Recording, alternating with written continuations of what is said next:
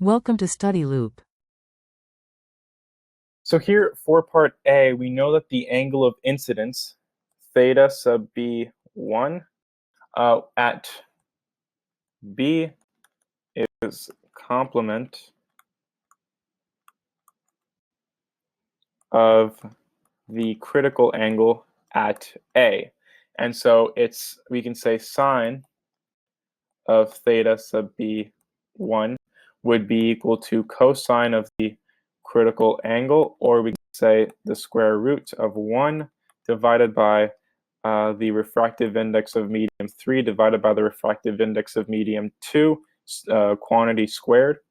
And so theta sub B2 is going to be equal to arc sine of n sub 2 divided by n sub 3 multiplied by the square root of 1 minus the refractive index of medium 3 divided by n sub 2 quantity squared, close parentheses. This is going to equal arc sine of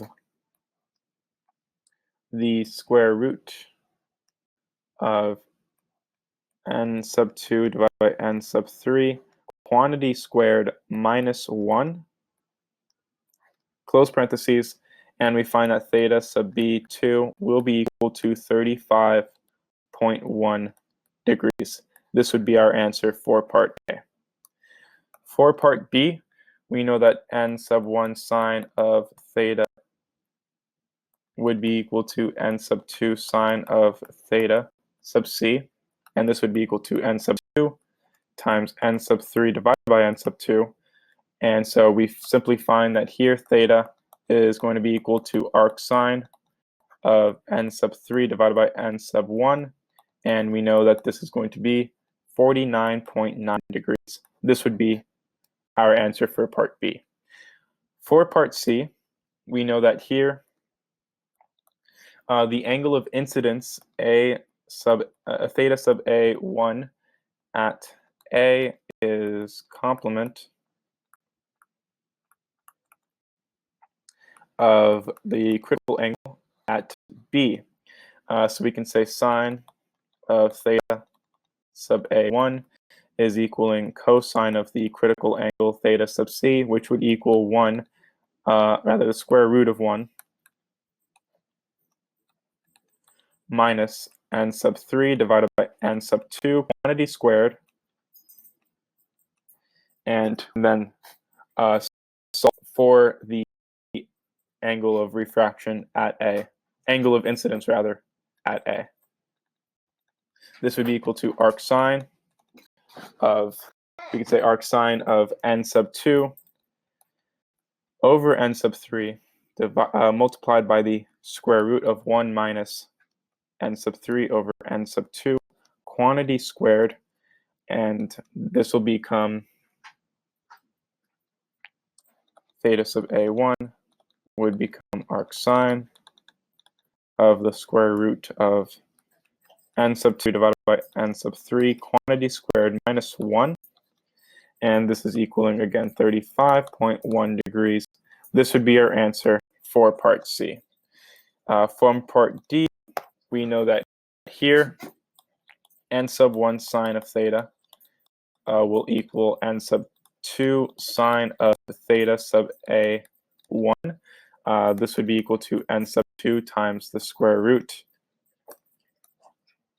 of 1 minus n sub 3 divided by n sub 2 quantity squared, and this is going to be equal to the square root of n sub 2 squared minus n sub 3 squared, and then we find theta for part D, theta to be equal to arc sine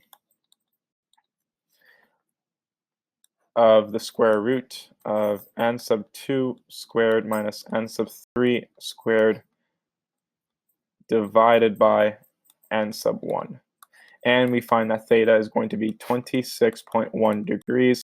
This would be your answer for part D. Finally, for part F, we can say that the angle of refraction, theta sub B2, at B. This is the angle of refraction. We can say that theta sub B2 would be equal to arc sine here of n sub 2 squared divided by n sub 3 multiplied by the square root of n sub 2 squared plus n sub 3 squared.